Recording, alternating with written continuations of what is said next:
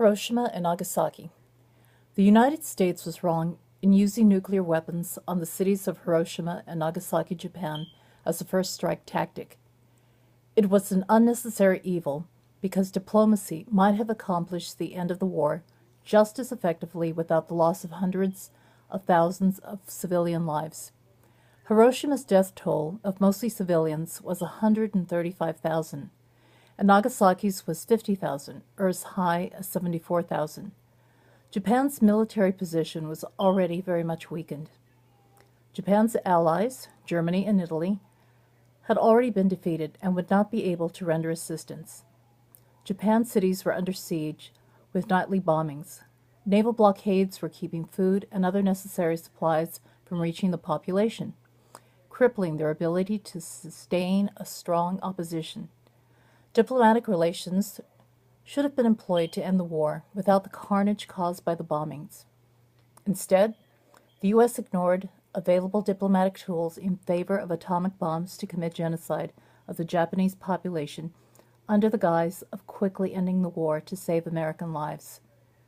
Simply stated, atomic bombs were not the only avenues available to bring a quick end to World War II. Atomic weapons should have been used only if nuclear deterrence failed. The United States has used nuclear deterrence as an effective diplomatic strategy ever since Hiroshima.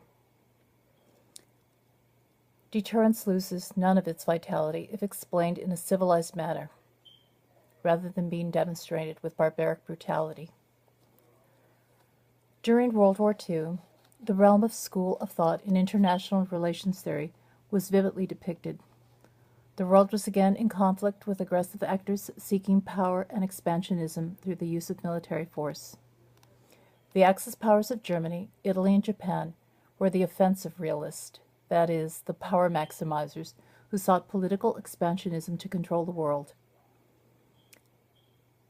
In World War II, the Allied powers of England, the United States, and France, who were themselves offensive realists, historically immersed in a history of expansionism, quickly became the defensive realist because of attacks and invasions and annexation by the Axis powers.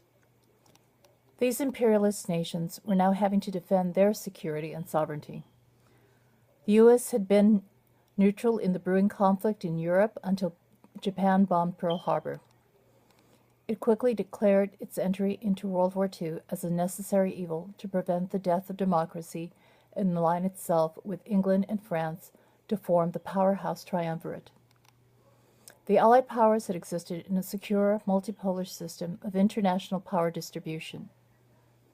This threat from the Axis powers to shift the balance of power was to counter disruption of the existing system polarity. By forming a unipolar system, the Allied forces would attempt to fight the emergence of a hegemon, that is, the Axis powers.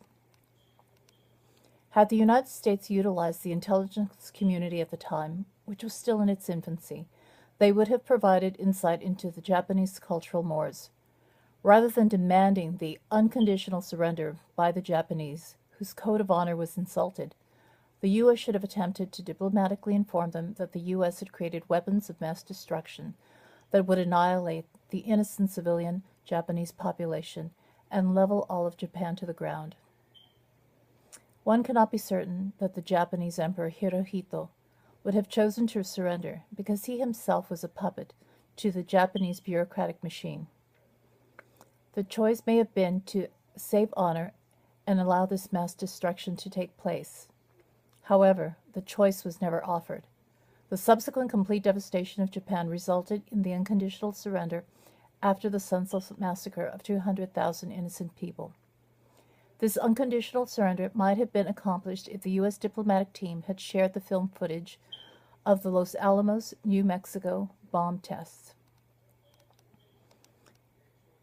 As the threat of the Axis powers had been eliminated, with Italy and Germany's defeat, and Japan was in collapse already, it appears that the U.S. was not faced with a necessary evil choice, but rather was attempting to cement its position as the hegemon in this new world order. The U.S. flexed its military muscle for the entire world to see, in order to establish its dominance as the top hegemon and its unipolarity position. This sent a clear message to the world, and especially Russia, who had also been attempting to develop a nuclear weapon, that U.S. dominance in the international community remained uncontested.